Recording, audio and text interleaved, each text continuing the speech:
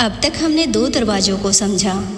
पहला दरवाज़ा काम, जो इंसान को उसके लक्ष्य से भटका देता है।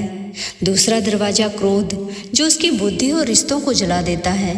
लेकिन भगवान कृष्ण ने जिस तीसरे दरवाजे का जिक्र किया है वह शायद इनसे भी अधिक खतरनाक है, क्योंकि काम और क्रोध को इंसान पहचान लेता है, लेकिन इस तीसरे दुश्मन को वह अक्सर अपनी ताकत समझने की गलती कर बैठता है। यह धीरे धीरे इंसान के दिल में घर कर लेता है और पाने की भूख को बढ़ा देता है, उसे भूख का गुलाम बना देता है। यह है लोभ, एक ऐसी आग जो कभी नहीं कहती कि बस करो, अब काफ़ी है।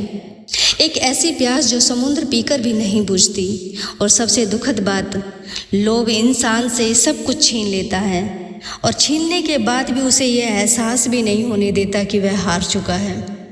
तो चलिए आज भगवान कृष्ण के बताए उस तीसरे और अंतिम दरवाजे का रहस्य जानते हैं।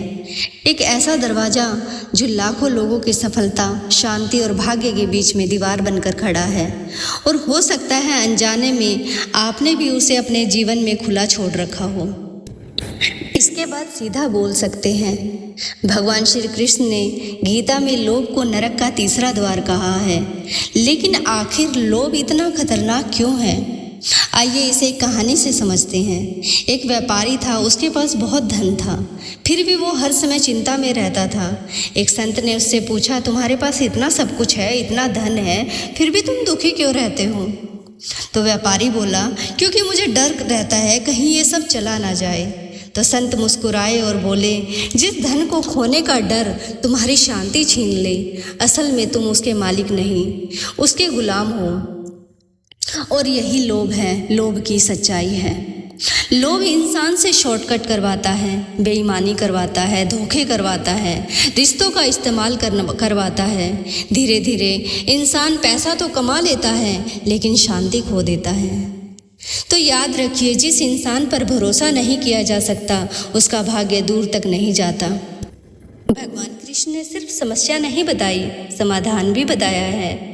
उन्होंने कहा, काम को उद्देश्य में बदलो, क्रोध को धैर्य में बदलो और लोभ को कृतज्ञता में बदलो। जिस दिन इंसान जो नहीं है से ध्यान हटाकर जो है उसके लिए आभारी होना सीख जाता है, उसी दिन उसका भाग्य बदलना शुरू हो जाता है।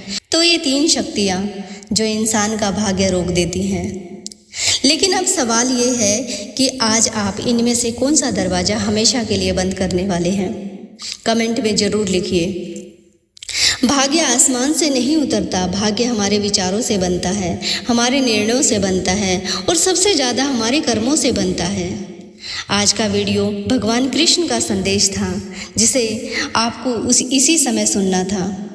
अगर इस पूरी श्रृंखला में एक भी बात आपके दिल को छू गई हो, अगर आपने खुद के अंदर काम, क्रोध या लोभ को पहचाना हो, तो कमेंट में सिर्फ एक शब्द लिखिए, परिवर्तन।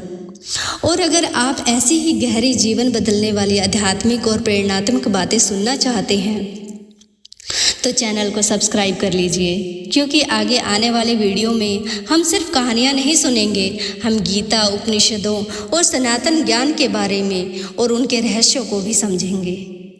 तब तक याद रखिए, जो स्वयं को जीत लेता है उसे दुनिया की कोई शक्ति हरा नहीं सकती। जय श्री कृष्णा।